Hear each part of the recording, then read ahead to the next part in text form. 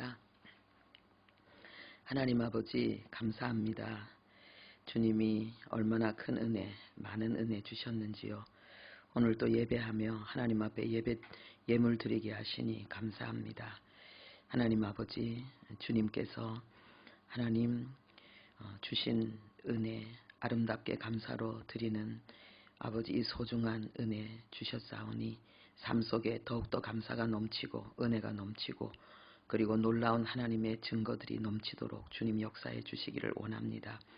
또한 하나님의 복음의 그 뜻과 영혼의 역사를 위해서 땀과 눈물과 정성을 시간을 아낌없이 쏟아부어 하나님 헌신하고 충성한 하나님 그 귀한 섬김에도 주님께서 하나님 기름 부으시고 하나님 약속하신 복의 역사들이 충만하게 나타나게 하셔서 삶의 모든 필요가 구하기도 전에 채워지는 그 영광들을 풍성히 누리며 간증할 수 있도록 은혜 베풀어 주시기를 원합니다.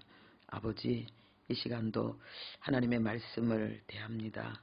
성령께서 아버지 깨닫는 은혜 더하여 주시옵소서. 아버지, 복음을 우리의 영혼 깊이 이해할 수 있도록 그리고 우리가 복음의 가치관으로 체질로 생활로 변화되어질 수 있도록 하나님 역사하여 주옵소서. 예수님의 이름으로 기도합니다. 아멘. 네, 오늘은 하나님의 말씀 로마서 3장 19절부터 22절까지 말씀입니다. 제목은 율법과 하나님의 의. 율법과 하나님의 의. 로마서 3장 19절부터 22절까지 말씀을 함께 합독하도록 하겠습니다. 우리가 알거니와 무릇 율법이 말하는 바는 율법 아래에 있는 자들에게 말하는 것이니 이는 모든 입을 막고 온 세상으로 하나님의 심판 아래에 있게 하려 함이라. 그러므로 율법의 행위로 그의 앞에 의롭다 하심을 얻을 육체가 없나니 율법으로는 죄를 깨달음이니라. 이제는 율법 외에 하나님의 한 의가 나타났으니 율법과 선지자들에게 증거를 받은 것이라. 곧 예수 그리스도를 믿음으로 말미암아 모든 믿는 자에게 미치는 하나님의 의인이 차별이 없느니라. 아멘. 여러분들이 다 아시는 내용일 것 같은데 그래도 한번 질문해 보겠습니다. 다윗이 골리앗을 이긴 걸까요? 하나님이 다윗에게 골리앗을 이기는 승리를 주신 걸까요? 속으로 대답하셨죠? 헷갈려도 괜찮습니다. 좀 이따 답을 알려드릴 테니까요. 또 질문하겠습니다. 베드로가 안전뱅이를 일으킨 건가요? 하나님이 베드로에게 안전뱅이를 일으키는 기적을 주신 건가요? 네. 두 개 다 정답은 하나님이 주셨다는 것입니다. 다윗에게 승리를 주셨고 베드로에게 기적을 주셨다는 것입니다. 그런데 제가 이 질문을 여러분한테 드린 이유는 어제나 오늘이나 영원토록 동일하신 하나님은 지금도 언약의 백성들에게 이런 원수를 이기는 승리와 불가능을 이루어내는 기적을 주기를 원하신다는 것입니다.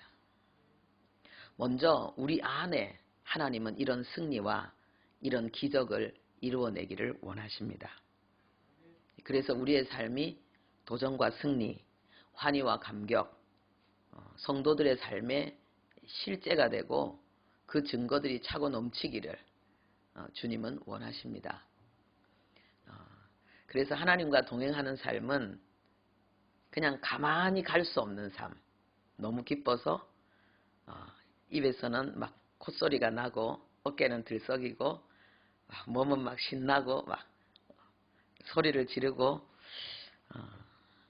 그래서 노래하고 춤추고 환호성을 지르는 것이 그리스도인의 삶의 모습이라고 저는 확신합니다. 할렐루야. 이번 주 만나 큐티에 바벨탑 사건이 이게 쭉 나옵니다. 금요일 날 저희들이 하브루타 실습을 했습니다.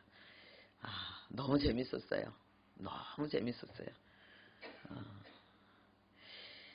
근데 여러 가지 많은 질문이 나왔는데 그 중에서 두 가지 질문에 대해서 제가 오늘 여러분들에게 좀 먼저 말씀을 드리려고 합니다.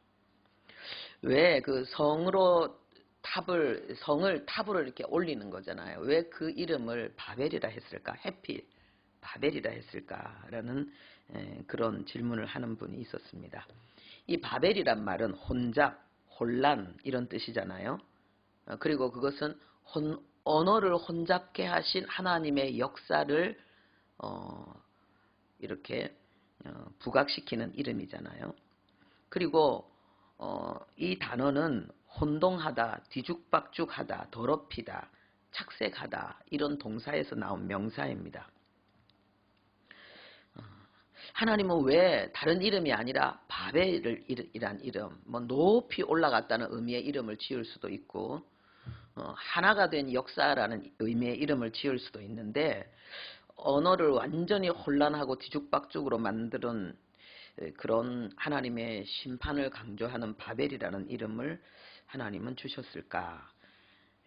여기에 세 가지 내용을 정리해 보았습니다. 첫 번째는 이 니므롯을 비롯해서 이 사람들이 하나님이 주신 대단한 재능을 가지고 하나님의 뜻을 이루는 것이 아니라 하나님의 약속을 부정하고 하나님을 대적하는 그러한 변질, 그러한 변색된 그러한 악의 역사를 행했지요.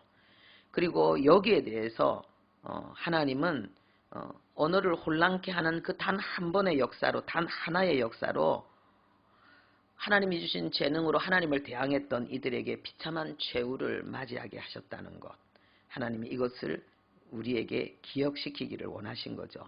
그리고 두 번째는 벽돌로 돌을 대신하고 역청으로 진흙을 대신하는 그 문명의 발달, 그 위대한 그 문명의 그 힘으로 그들은 엄청난 역사를 이루려고 했지만은 하나님의 위대하심과는 견줄 수가 없었던 거죠.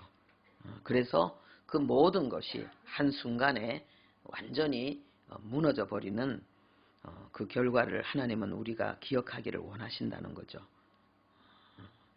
그리고 이들이 지금 그 당시에는 최첨단의 그런 도시 문명, 그래서 하늘 높이 올라가는 그런 도시를 탑과 같은 도시를 건설하려고 했는데 하나님께서 그 언어를 흩으시는 그 역사로 말미암아서 그 거대한 역사가 순식간에 뒤죽박죽이 되었습니다.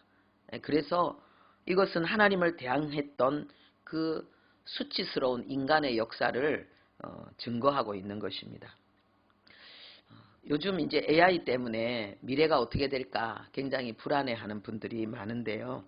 불확실하니까 두렵기도 하고 지금 현재도 이렇게 살기가 만만치 않은데 컴퓨터가 더 많은 그런 그 인력을 대체하면은 우리는 일자리가 그만큼 없어지고 그럼 뭐 먹고 살까 이런 고민들도 하게 되는데 하나님은 이 바벨탑 사건을 통해서 어떤 최첨단의 문명도 하나님을 이길 수 없다는 거, 거기에 대해서도 하나님은 분명한 대책이 있다는 거, 이것을 하나님은 우리에게 알려주고 있습니다.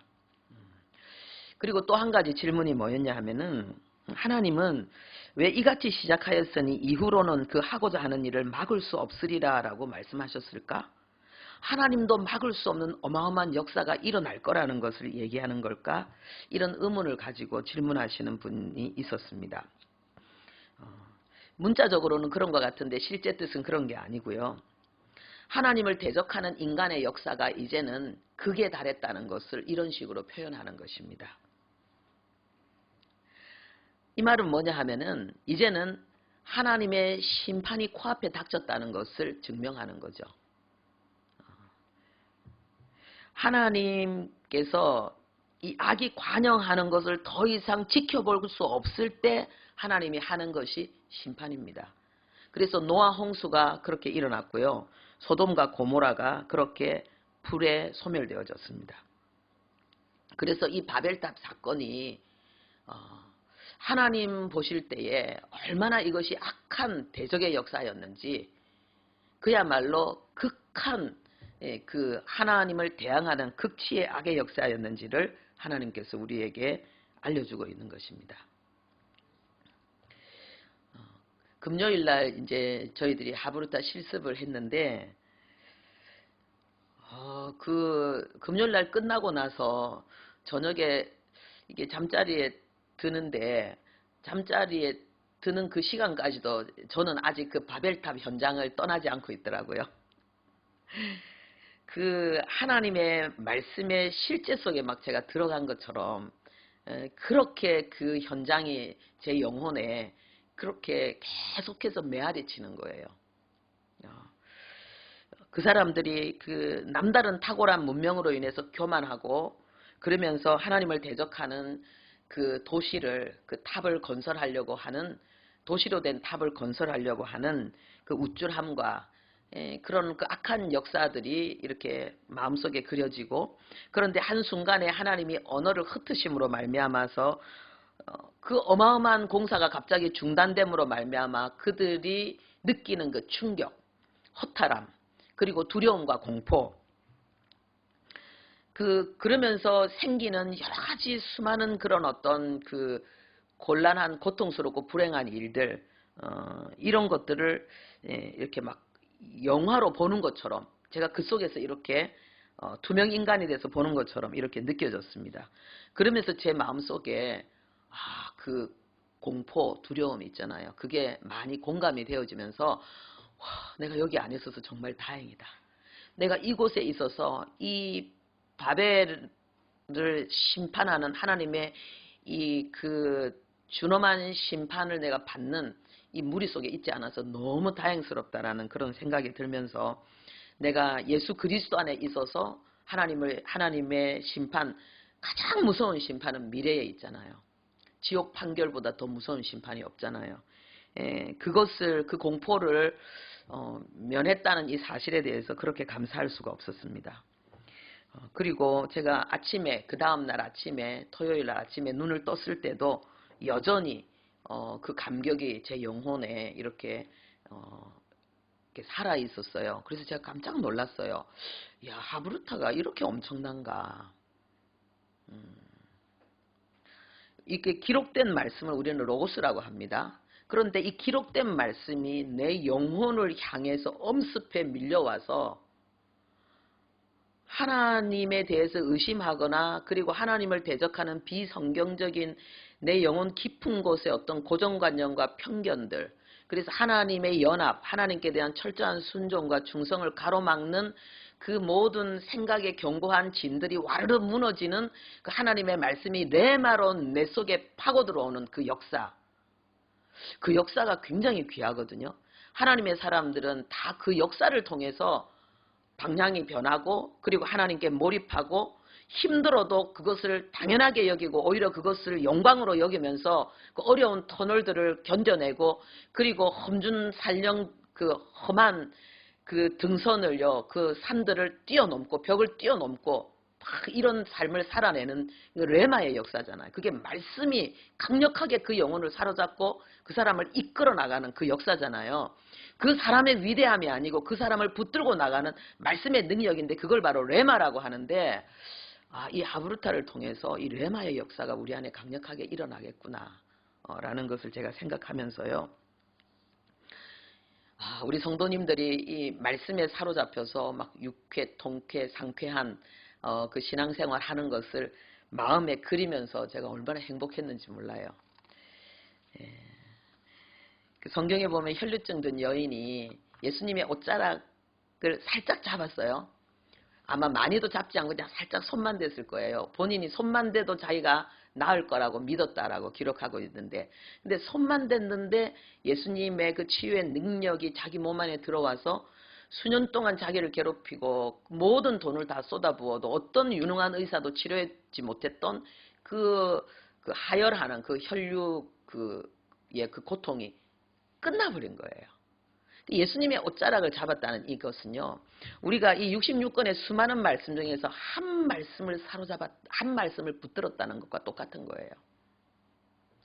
옷자락만 잡아도 예수님의 전부를 품은 것과 같은 역사가 일어나는 것처럼 이 한 말씀이 내 영혼을 강타할 때에 한 말씀에 내가 나의 생을 걸 때에 성경 66권의 모든 말씀이 함께 연결되어져서 우리의 영혼을 파고들고 우리는 그 말씀 속으로 뛰어들고 그리고 말씀이 이루어지는 말씀 준행, 언약의 백성의 길을 살게 되는 거죠. 한 말씀이 그리 중요한 거예요. 여러분의 영혼을 사로잡는 한 말씀 어떤 것입니까? 제 영혼을 사로잡은 한 말씀은요. 순종이 제사보다 낫다는 것입니다. 그래서 순종에 목숨 걸자. 모르는 건 몰라도 아는 것에 대해서는 철두철미한 순종. 이것이 내가 살아있는 이유고 내가 이것이 하나님 앞에 남은 여생 믿음으로 살아가는 목표다. 그걸 저는 딱 정했었습니다. 그리고 제 신앙이 완전히 달라졌어요. 그것이 목표이기 때문에 다른 거는 목표가 될 수가 없는 거죠. 다른 거는 오직 그것을 위해 있는 거죠. 이런 하나님의 말씀, 이런 것들이 레마잖아요. 우리가 이게 하나님의 은혜를 받아서 말씀대로 살고 싶은 열정이 우리 안에 일어나면서 함께 일어나는 고통이 뭐냐면은 말씀대로 살지 못하는 절망, 고통. 근데 이게 언제 끝나느냐 하면요. 레마의 말씀이 내 안에 일어날 때에, 레마의 능력이 나를 사로잡을 때에 이제는 말씀이 나를 사로잡고 말씀이 나를 이끌어가는 거예요. 그래서 진정한 그리스도인의 삶은 철저하게 저절로의 삶이고 은혜의 삶이고 누림입니다. 성경 전체가 그걸 증거하고 있어요. 그래서 우리가 성경을 읽으면서 정말 하지 말아야 될 게 뭐냐? 성경 속에 기록된 사람에게 감탄하는 거. 진짜 그거 안 해야 돼요.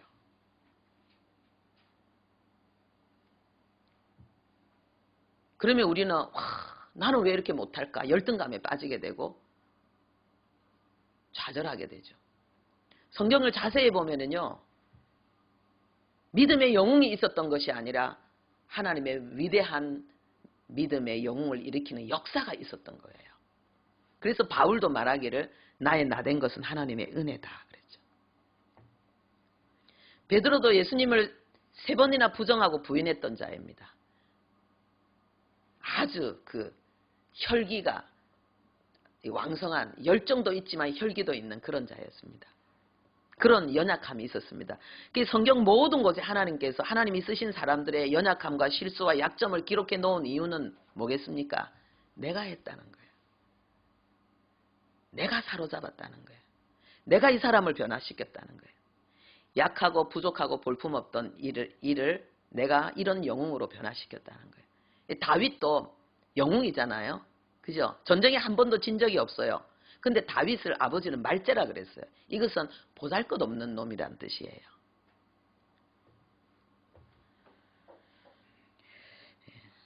오늘 제목이 율법과 하나님의 의입니다. 동일한 주제를 우리에게 강조하고 있는 내용인데요. 첫 번째는 율법이 뭔가, 그 다음에 두 번째는 율법의 목적과 기능, 그리고 세 번째는 율법의 의와 하나님의 의. 이 세 주제로 율법과 하나님의 의에 대한 내용을 전하겠습니다. 첫 번째로 율법이 뭔가. 바울은 오늘 율법이 말하는 바는 그러면서 지금 율법에 대한 이야기를 쭉 율법 하면서 계속 이야기하고 있습니다. 율법이 뭘까요? 어학사전에는 이 율법을 종교적, 도덕적, 사회적 생활에 관해서 신의 이름으로 규정한 규범, 종교, 도덕, 사회생활에 관해서 신의 이름으로 우리에게 주어진 규범, 이것을 율법이라고 사전이 이야기하고 있습니다. 백과사전은 그러면 뭐라고 하는가? 율법은 법률과 동의어다. 모든 나라에는 법이 있잖아요. 이 율법은 이 법률과 동의어라는 거예요. 같은 말이라는 거예요. 그리고 이 율법은 히브리어로 토라를 번역한 것인데 성서의 책 중에서 앞에 5권, 창세기, 출애굽기, 레위기, 민수기, 신명기, 이것을 가리키는 것이다. 이렇게 말하고 있습니다. 유대인 중에 유명한 랍비인 마이모니데는 이 5권에 들어있는 이 하나님의 율법, 이 계명을 63가지로 다시 간추렸죠. 압축시켰죠. 13가지를 하라 하지 말라로 두 가지로 또 나누었습니다. 그래서 하라는 게 248, 248가지, 248 하라, 248. 그 다음에 하지 말라는 것은 1년 365일, 365가지 매일 하나씩이라도 생각하라는 의미였을까요? 365가지. 그래서 612개로 또 압축시켜서 제시하고 있습니다. 헬라어로는 이 율법이라는 말이 노모스입니다. 이게 법, 규범을 이야기하는 거죠. 이 모든 내용을 총정리하면요, 율법이란 첫 번째로 창조주 하나님이 피조물인 인간에게 부여하신 법과 질서, 규범, 이게 율법이라는 거예요. 창조주 하나님이 피조물인 우리 인간, 다른 피조물이 아니에요. 특수한 피조물, 피조물 중에 최고의 영광, 종기를 부여받은 피조물 중에 최고 걸작품은 우리 인간에게만 하나님이 특별하게 부여하신 규범, 법, 질서, 이것이 율법이라는 것입니다. 그래서 이 율법은 하나님 앞에서 우리 인간의 의를 결정하는 기준입니다. 우리 인간은 이게 의라는 말이 이게 올바르다, 공정하다 이런 의미잖아요. 우리 인간이 저 사람은 올바르다 이렇게 인정하는 거 좋은 거죠. 그런데 우리 인간은 하나님으로부터 의롭다는 인정을 받아야 되는데 그 기준이 뭐냐? 율법이라는 거예요. 율법의 근거에서 하나님은 우리를 의인이다, 죄인이다 이렇게 판단하실 거라는 것입니다. 두 번째로 율법은 하나님의 성품입니다. 하나님은 까다로운 분이 아니고 그래서 하나님의 율법도 까다로운 것은 아닙니다. 하나님의 성품은 선하시고 인자하십니다. 그것이 율법 속에 그대로 들어있습니다. 그래서 율법은요, 잘 지켜지면은 연약한 자들에게 그리고 부족한 자들에게 행복입니다. 그리고 실제로 이 율법을 준행하는 것은 어려운 것이 아닙니다. 신명기 30장 11절에요.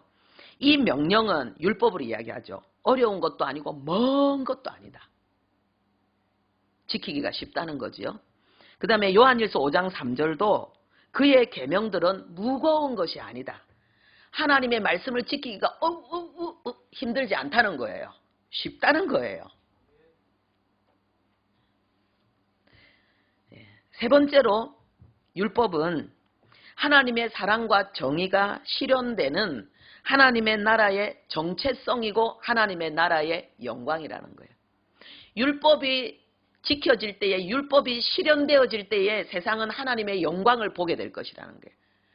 하나님의 나라의 그 실제를 보게 될 거라는 거예요. 그런데 하나님께서 성도를 뭐라고 합니까? 그리스도인 우리를 하나님의 나라요, 그리고 하나님의 성전이다. 우리를 이렇게 말씀하고 있는 것입니다. 그러면서 하나님께서 성도인 우리를 세상의 빛이다, 세상의 소금이다 이렇게 말씀하시죠. 여러분, 빛과 소금은 세상에 절대적으로 필요한 거예요.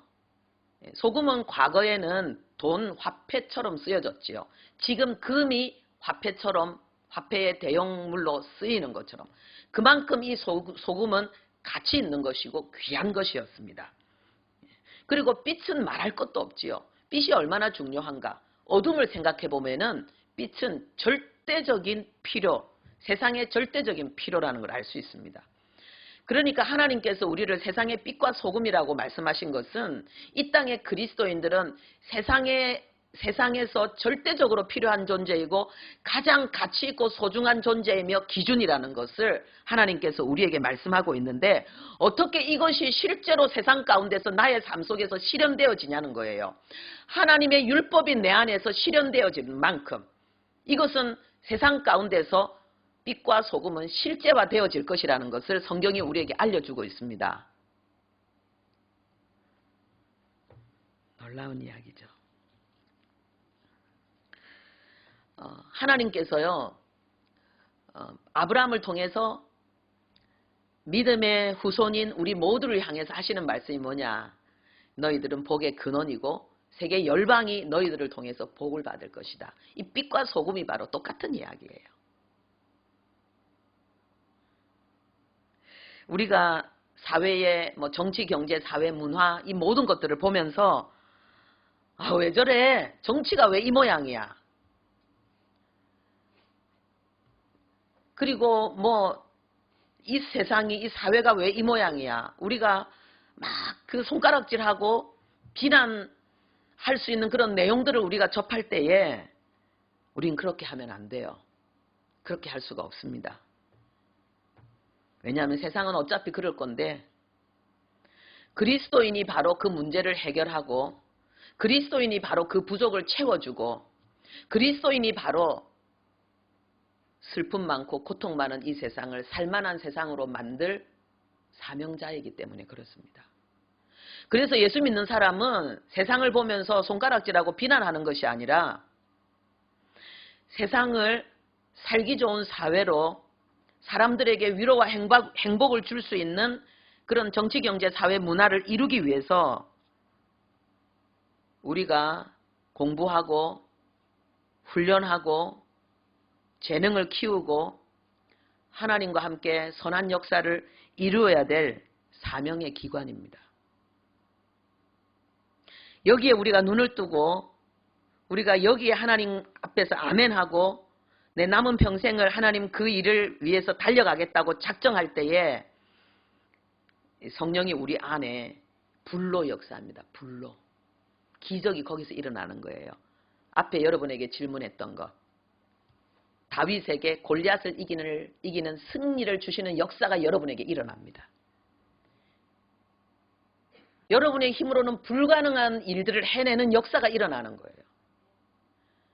안전뱅이를 일으키는 그러한 기적의 역사가 베드로에게 일어났던 그 역사가 우리에게 일어나는 거예요. 하나님이 나를 변화시키는 기적뿐만 아니라 내가 수많은 사람을 일으키는 절망하고 실패하고 두려워하고 그리고 운명이다 팔자다 안 된다라고 하는 그러한 어둠에 짓눌려 있는 영혼들을 일으켜서 소리를 지르고 춤을 추고 벌떡벌떡 뛰면서 하나님을 찬양하게 만드는 그러한 사람으로 그러한 역사로 하나님은 우리의 삶을 이끌어 갈 것입니다. 할렐루야. 저는 올해 60입니다. 근데 제 가슴이 뛰는 이유는 저는 그 삶을 살고 있기 때문입니다.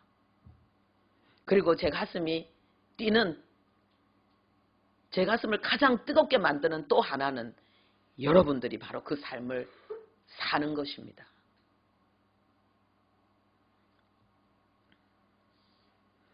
성경이 말하는 그리스도인의 삶은 도전과 성취, 환희와 감격입니다. 아브라함이 이삭을 제물로 바칠 때에 그 3일 길을 어떻게 갔을까요?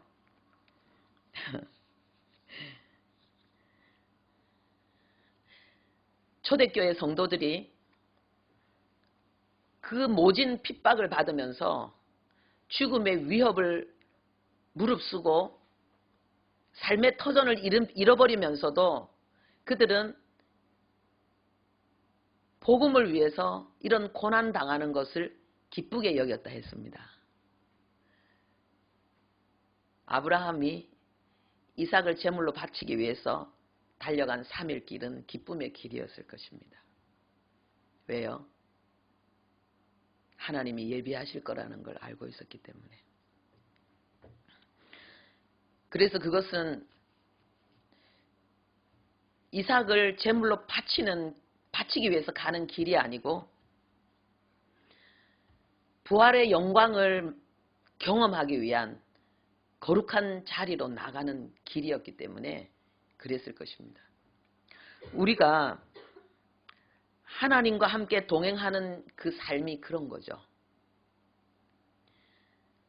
하나님과 함께 동행하는 것은 힘들고 어렵고 불가능해 보이는 그러한 조건, 환경, 여건들이 하나님의 기적을 체험하는 신비한 부활의 능력과 영광을 확인하는 기회로 보여지는 것이죠.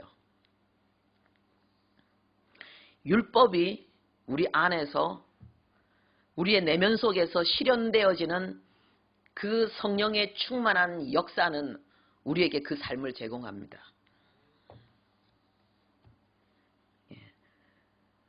교회는 그래서 세상을 변화시키고 세상에 기쁨을 줄 수 있는 훌륭한 인재를 배출하는 학교가 되어야 되고 훈련소가 되어야 되고 그리고 하나님의 기관이 되어야 됩니다.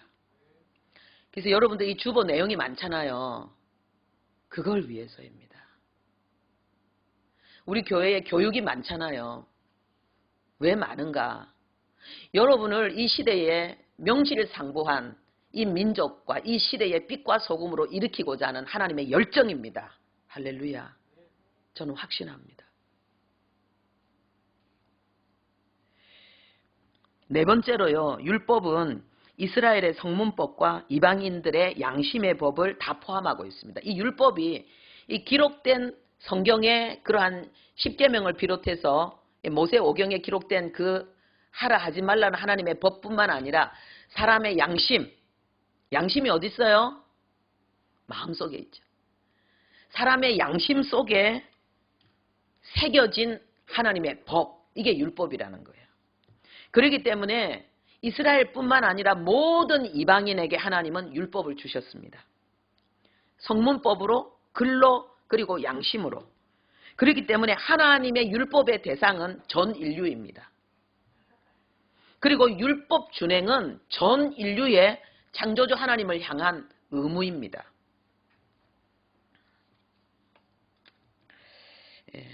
어떤 사람이 정성껏 집을 지었습니다. 자기가 모은 재산을 다 털어놓고 그리고 정성을 쏟아서 최선을 다해서 너무나도 멋진 집을 지었습니다.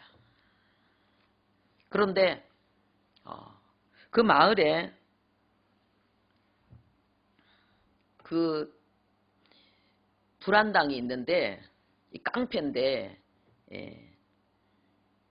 사람들의 마음을 두렵게 만들면서 이 삥을 뜯고 막 이렇게 나쁜 짓을 하는 놈인데 어느 날 찾아와서 이 집을 내가 차지하고 싶다고 이야기합니다. 나는 힘이 세다는 거예요. 네가 내 말 안 들으면 네가 어떤 피해를 당할지도 모른다는 거예요.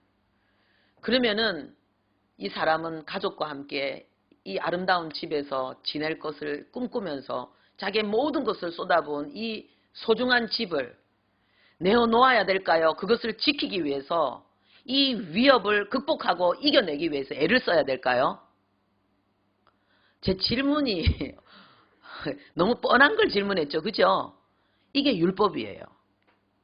성경에 기록되어져 있고 우리의 양심에 기록되어져 있고 하나님의 심판의 기준이 되는 이 율법은 멀리 있는 게 아니에요. 어려운 게 아니에요. 누구나 다 알 수 있는 상식적이고 일반적인 합리적인 내용들이에요. 우리의 삶 속에 있는 것들이에요. 하나님의 율법은. 내 권리를 정당하게 요구하고 그것을 지키기 위해서 힘쓸 수 있는 그 모든 것들, 이게 율법이에요. 이게 법이에요. 남의 수고와 그 행복을 존중하고 그것을 해치지 않는 것, 이것이 정의요 공평이요 이것이 하나님의 율법입니다.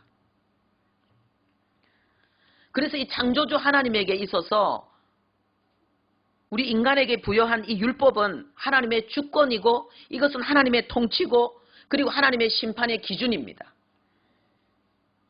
그리고 모든 인간에게 있어서 이 율법은 하나님을 향한 의무와 도덕이고 이성과 양심입니다. 뿐만 아니라 하나님은 다른 피조물에게는 이 율법을 주지 않았어요. 하나님은 개에게도 율법을 주지 않았고 하나님은 오리에게도 율법을 주지 않았어요. 하늘을 나는 비둘기에게도 하나님은 율법을 주지 않았어요. 하나님은 오직 인간에게만 이 율법을 주셨어요. 그래서 이 율법은 창조주 하나님으로부터 부여받은 우리 인간의 존귀와 영광을 나타내고 있습니다. 우리가 만약에 하나님의 율법을 무시하고 외면한다는 것은 나는 무법천지에 살고 싶다는 주장과 같습니다. 우리가 무법천지에 살 때에 깡패나 불안당으로부터 우리가 만약에 공격을 받는다면은 누가 우리를 보호하고 지켜주겠습니까? 그거는 무서운 세상입니다. 온 인류는 하나님의 법과 질서인 이 율법 그리고 양심, 이성에 근거해서 살아야 됩니다. 하나님의 율법을 거부하는 것은 하나님을 거부하는 것이고 그것은 하나님의 질서를 거부하는 것입니다. 여러분 사자가 얼마나 강합니까? 동물의 왕입니다. 근데 사자가 바다에 떨어지면 어떻게 되겠습니까? 그냥 허우적거리는 불쌍한 죽어가는 비참한 동물에 불과한 거예요. 물속에 떨어지면. 땅 위에 있을 때와 물속에 있을 때가 그렇게 다른 거예요. 하나님의 율법을 거부한 자에게 주어지는 미래입니다. 물고기가 물을 떠나면은 그 물고기에게 주어지는 게 뭘까요? 목마름과 고통과 부자유스러움, 움직일 수 없는, 마음대로 가고 싶은 곳을 갈 수 없고 하고 싶은 것을 할 수 없는 고통과 죽음이죠. 하나님의 법을 거부하는 모든 자들에게 주어질 미래입니다. 하나님이 창조하신 이 세상, 하나님은 보시기에 아름답게 창조하셨습니다. 훌륭하게 창조하셨습니다. 자랑할 만한 멋진 세상을 인간을 창조하셨습니다. 그런데 지금 우리 인생은 이 세상은 너무나 많은 슬픔과 고통이 상상할 수 없는 아픔들이 개인의 심령 속에 가정에 그리고 사회에 국가에 가득해 있습니다. 왜 그렇습니까? 하나님의 율법을 버렸기 때문입니다. 하나님의 율법을 버린 개인, 하나님의 율법을 버린 사회는 그것을 해결하기 위해서 다른 대체물, 그 어떤 대체물을 가지고 와도 하나님의 율법을 버린 그 비참함을 근본적으로 해결할 수가 없습니다. 두 번째로 율법의 목적과 기능입니다. 여기서부터가 또 중요한데요. 바울은 이 율법의 기능과 목적을 지금 19절부터 22절까지 쭉 사실은 더 많이 설명하고 있는데 오늘 본문에 가득 이 내용을 담고 있습니다. 바울은 우리가 알거니와라는 말로 이 율법의 목적과 그 중요성을 강조하고 있습니다. 이 우리가 알거니와라는 이 말은요. 에이도라는 이 헬라어로 쓰여졌는데 이것은 보고 느끼고 경험하는 알물 이야기하는 거예요. 이거는 머리의 지식이 아니라는 거예요. 우리가 실제로 볼 수 있는 거예요. 내가 지금 주한이를 보는 것처럼.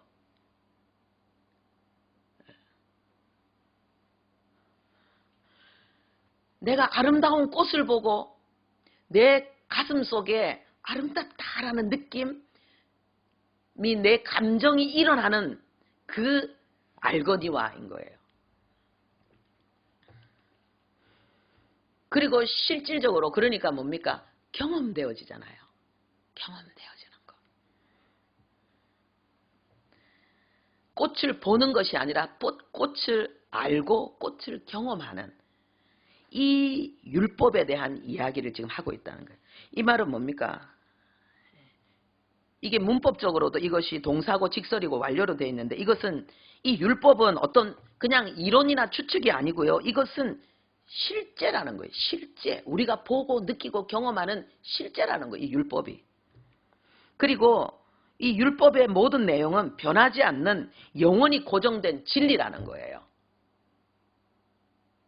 시간이 오래 가면 바뀌겠지. 율법은 바뀌는 게 아니에요. 영원한 거라는 거예요. 하나님이 변개하지 않는 그 내용이라는 거예요. 로마서 우리 3장 19절부터 이 20절인데 제가 다시 한번 읽어보겠습니다. 우리가 알거니와 무릇 율법이 말하는 바는 율법 아래 있는 자들에게 말하는 것이니 이는 모든 입을 막고 지금 마스크가 여러분의 입을 막았는데요. 나중에는 마스크가 없어도 여러분의 입을 막을 거라는 거예요. 율법이. 온 세상으로 하나님의 심판 아래 있게 하려 함이라. 이것은 뭡니까? 율법 때문에 사람들이 하나님의 심판을 맞이할 그 순간에 단 한마디의 변명도 하지 못하고 그 심판을 그대로 수용할 수밖에 없다는 거예요. 율법 때문에. 20절에 그러므로 율법의 행위로 그의 앞에 의롭다 하심을 얻을 육체가 없나니 율법으로는 죄를 깨달음이니라. 이렇게 말하고 있습니다. 그러니까는 이 율법의 기능과 목적 첫 번째는 뭐냐? 율법과 양심은 모든 인간이 누구든지 단 한 명도 빠짐없이 아무 변명 없이 하나님의 심판을 받게 만든다는 거예요. 이것이 율법의 기능과 목적입니다. 첫 번째, 하나님의 심판 앞에서 변명할 수 없는 근거가 뭐냐? 율법이라는 거예요. 이 말은 뭐냐 하면요, 하나님 앞에 또 그래서 율법의 행위로 의롭다 하심을 얻을 육체가 없다. 의롭다 하심을 받을 수가 없다는 이 말은 구원받을 수 없다 이 말이에요.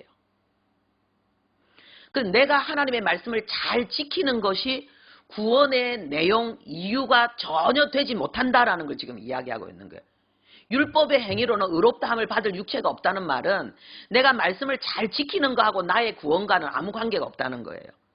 내가 말씀을 잘 지키면은 내 구원이 확보되고 내가 말씀을 잘 못 지키면은 내 구원이 이루어지지 않는 그런 차원이 율법에는 없다는 거예요. 그런 기능이 율법에는 없다는 거예요. 그 율법의 기능은 오직 뭐냐? 깨닫는 거라는 거예요. 율법의 기능은, 율법의 목적은 구원이 아니고 깨달음이라는 거예요. 하나님이 우리에게 율법을 주신 이유는 구원받게 하기 위해서가 아니라 깨닫게 하기 위해서라는 거예요. 그러면 무엇을 깨닫게 하기 위한 것인가? 의롭다함을 받지 못하는 나 자신을 깨닫게 하는 거예요. 그래서 하나님의 심판을 면할 수 없는 나 자신을 깨닫게 하는 거예요. 나는 죄인이구나. 나는 망하게 되었구나. 나는 하나님의 심판의 그 진노를 피할 길이 없구나. 이런 걸 깨닫게 하는 것이 율법의 목적이라는 거예요. 아무리 어려도, 아무리 예뻐도, 아무리 공부 잘해도 하나님의 심판을 면할 수 없는 죄인이라는 것을 깨닫게 하는 것. 이것이 율법의 목적이라는 거예요. 두 번째는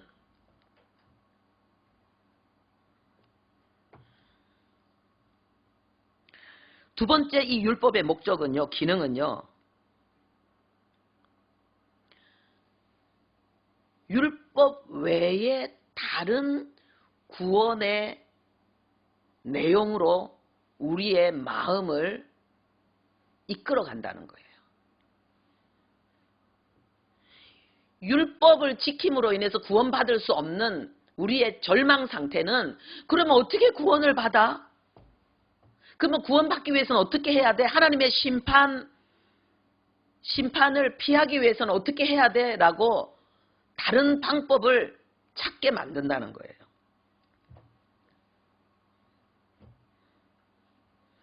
그래서 이제는 율법 외에 하나님의 한 의가 나타났으니 예수 그리스도를 믿음으로 말미암아 모든 믿는 자에게 미치는 하나님의 의다. 이것을 이야기하고 있는 거예요.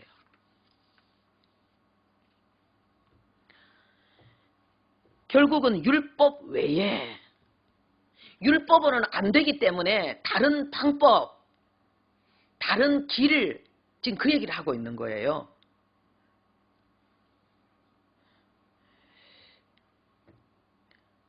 이것은 곧 뭐냐? 믿음으로 말미암아 구원을 얻는, 믿음으로 말미암아 하나님의 의를 우리가 소유하게 되는 새로운 길이 있다는 것을 알게 되는 거죠. 율법에 절망했기 때문에, 율법을 준행하지 못하는 그런 실패 때문에 믿음으로 말미암는 하나님의 의라는 새로운 세계로 우리가 눈을 돌리게 되고 그 세계 속에 들어갈 수 있게 되었다는 거예요.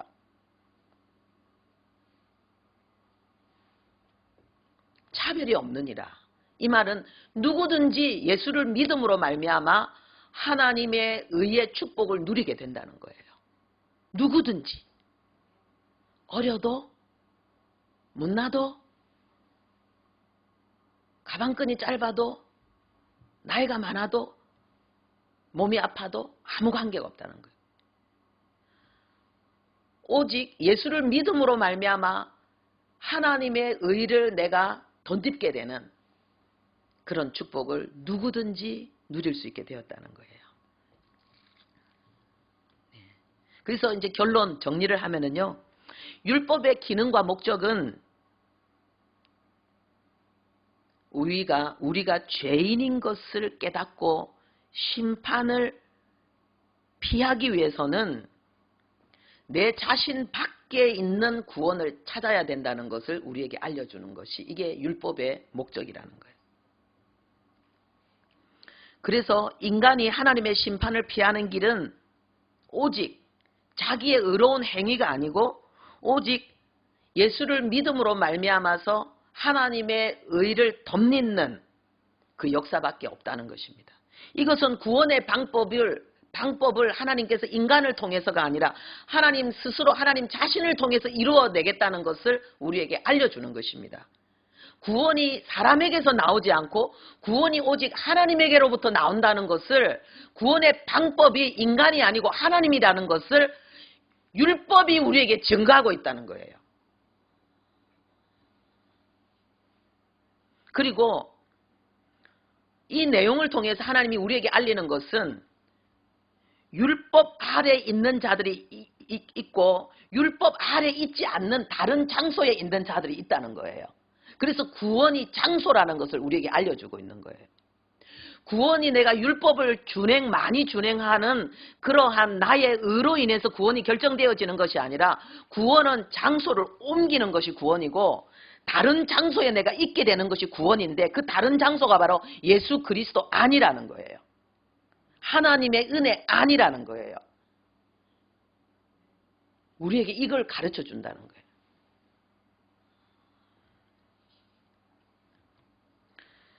마지막으로요. 세 번째 하나님의 의와 율법의 의와 하나님의 의로 말씀을 정리하겠습니다. 22절에 예수 그리스도를 믿음으로 말미암아 모든 믿는 자에게 미치는 하나님의 의인이 차별이 없느니라. 하나님의 의 이야기하고 있죠.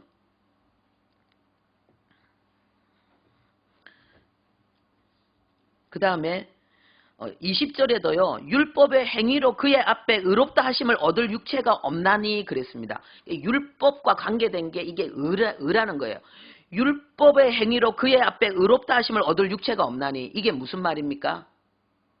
율법은 인간의 의를 만들어내는, 인간의 의를 드러내기 위해서 우리에게 주어진 건데 우리는 여기에 실패할 수밖에 없다. 그러니까 율법은 인간의 의와 짝이 되는 거고요.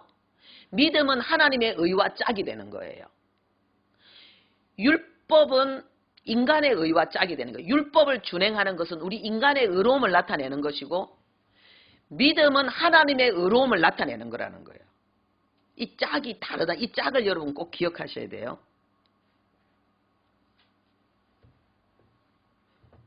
그래서 율법의 의는 인간이 하나님의 율법을 지킴으로 말미암아서 하나님 앞에 의롭다함을 인정받는 것인데 이건 불가능하다는 거예요. 이것을 이룰 수 있는 인간은 한 사람도 없다는 거예요.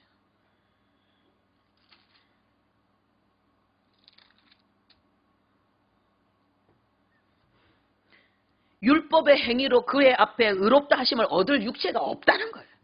육체가 없다는 거예요.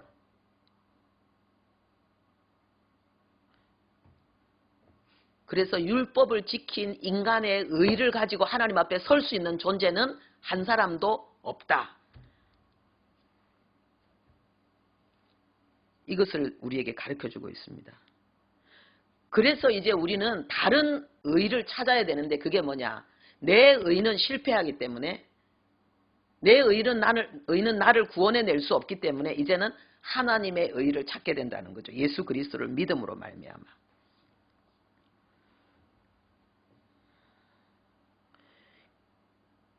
그래서 율법을 지킨 인간의 의, 복음은 예수 그리스도를 통해서 우리가 지켜야 할 율법을 완성하신 하나님의 의.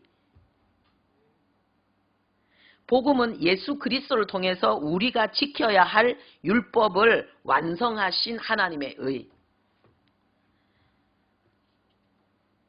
복음은 하나님의 의로움이라는 거예요. 복음은 하나님의 의로움을 우리에게 나타내는 거랍니다. 내가 지켜야 되는데 예수님이 우리를 대신해서 율법을 다 지켜주셨어요. 그래서 그거를 이제 우리에게 전부 그 의를 우리에게 전가시켜 주셨어요. 그래서 우리에게 하나님의 심판을 면하는 그런 축복을 받게 하신 거예요. 그래서 로마서 10장 4절에는요.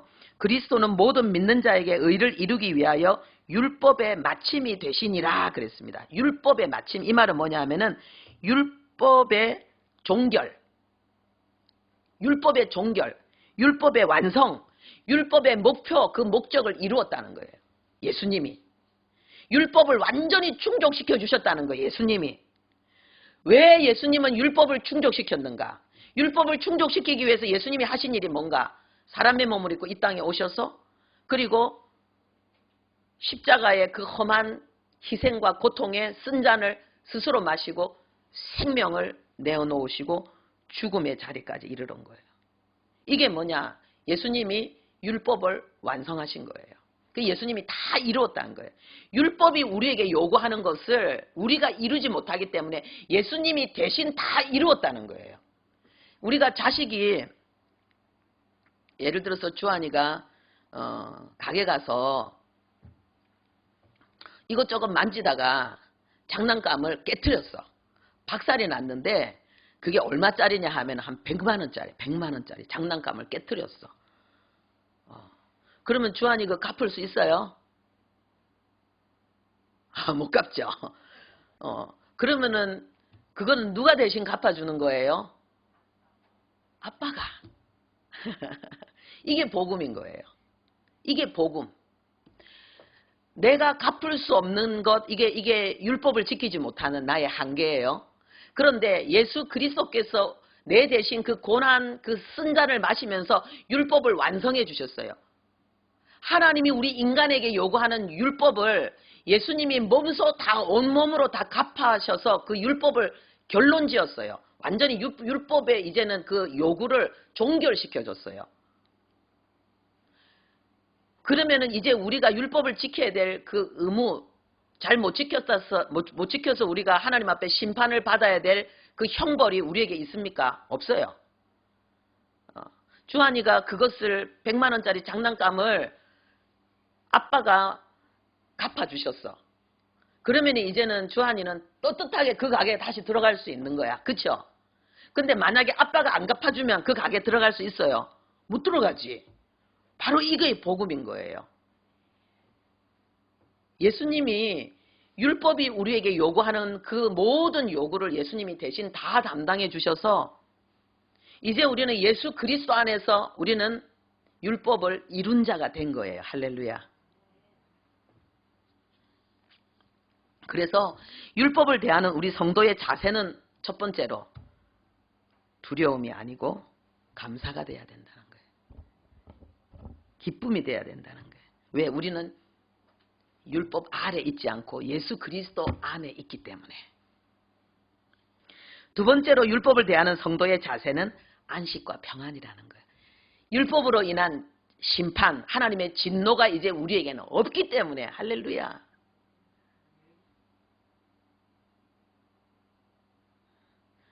여러분들이 세상을 부러워하지 마세요.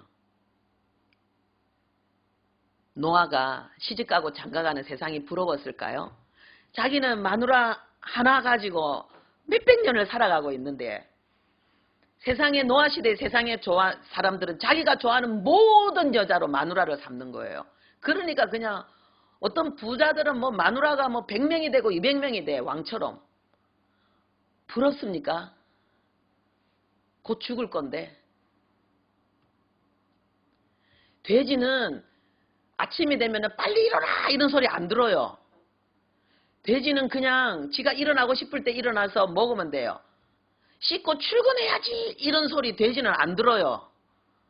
안 해도 돼요. 그냥 돼지는 먹고 자고 놀고. 무엇을 위해서 그렇게 하는 거예요? 잔칫날을 위해서. 너무 극단적인 예를 제가 들은 건데, 예, 세상을 보는 눈이 충격적으로라도 이렇게 확 열리기를 바라서 제가 이 극단적인 예를 들었는데요.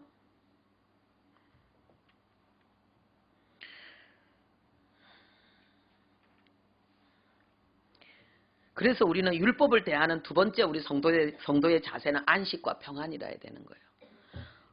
이 말씀을 내가 지금 현재 못 지킨다고 해서 막 두려워 벌벌 떨 필요는 없어요. 왜요? 예수님이 다 지켰고 그래서 우리 안에도 지켜질 거니까요. 마지막으로 율법을 대하는 성도의 자세는 행복 내비게이션이에요. 율법은 행복 내비게이션이에요. 어떻게 살아야지 행복하게 살 수 있고 어떻게 살아야지 성공하고 복된 인생이 될 수 있을까? 율법, 하나님의 말씀대로 살면 돼요. 신명기 28장 1절부터 14절에 그 내용이 나오고 있습니다. 읽어드릴게요. 마지막으로 이걸 읽는 것으로 설교를 마치겠습니다. 신명기 28장 1절부터 14절 여호와의 말씀을 삼가 듣고 지켜 행하면 너를 세계 모든 민족 위에 뛰어나게 하실 것이라. 성읍에서도 들에서도 복을 받을 것이며 들어와도 나가도 복을 받을 것이다. 적은 7길로 도망하게 될 것이다. 손으로 하는 모든 일에 하나님이 복을 주실 것이다. 하늘의 보고를 열어서 네가 꾸지 않는 삶을 살게 될 것이다. 여호와의 말씀을 삼가 듣고 지켜 행하면 하나님의 말씀이 행복의 내비게이션입니다. 기도하겠습니다. 하나님, 율법을 통해 나타나는 인간의 의는 실패했음을 깨닫게 하시니 감사합니다. 예수 그리스도를 믿음으로 말미암아 하나님 앞에 의롭다 하심을 받는, 그래서 심판이 아니라 영생 복락을 누리는 하나님의 소중한 은총을 힘입어 살아가는 놀라운 구원의 은총을 우리에게 주신 하나님을 찬양합니다. 만입을 다해서 영원히 감사하고 노래할 이 귀한 복음, 하나님 우리의 삶 속에 충만하게 찬란하게 하나님 성취되고 아버지 열매 맺어질 수 있도록 은혜 더하여 주옵소서. 예수님의 이름으로 기도합니다. 아멘.